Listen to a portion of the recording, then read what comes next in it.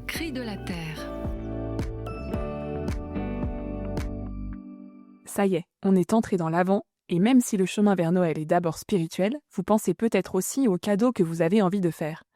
C'est un très bon moment pour se demander comment on peut rendre nos achats plus éthiques. Nos achats sont une manière d'encourager les entreprises qui prennent soin de la terre et des personnes, et d'inciter celles qui ne le font pas à changer leurs pratiques. En réfléchissant à vos courses de Noël, je vous propose de vous poser une question globale. En faisant cet achat, qu'est-ce que j'encourage ? On peut être vigilant sur 2 critères principaux. D'une part, on peut choisir des objets produits de manière écologique, c'est-à-dire qu'ils soient conçus pour durer, qu'ils soient réparables, recyclables et faits à partir de matériaux naturels.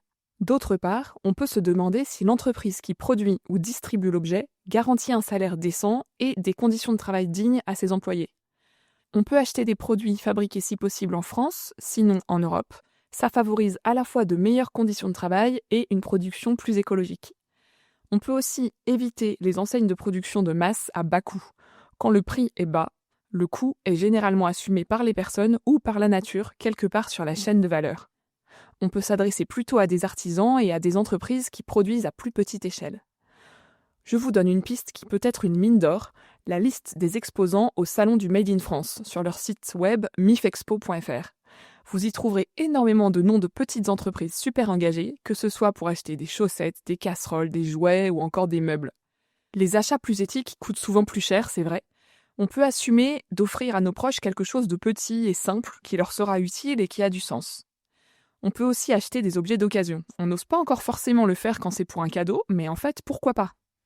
Et bien sûr, quoi de mieux qu'un cadeau fait maison si on sait coudre, tricoter, peindre ou bricoler par exemple. Enfin, je vous propose d'éviter les plateformes de commerce en ligne peu scrupuleuses qui exploitent leurs employés et proposent des livraisons express en avion. On peut faire ses achats en boutique ou choisir des plateformes qui ont des pratiques plus éthiques. Pour les livres, je vous recommande d'utiliser le site Place des libraires, qui est très pratique et permet de soutenir les librairies indépendantes. Je vous laisse avec une citation du pape François dans la dot aussi. Quand les habitudes de la société affectent le gain des entreprises, celles-ci se trouvent contraintes à produire autrement.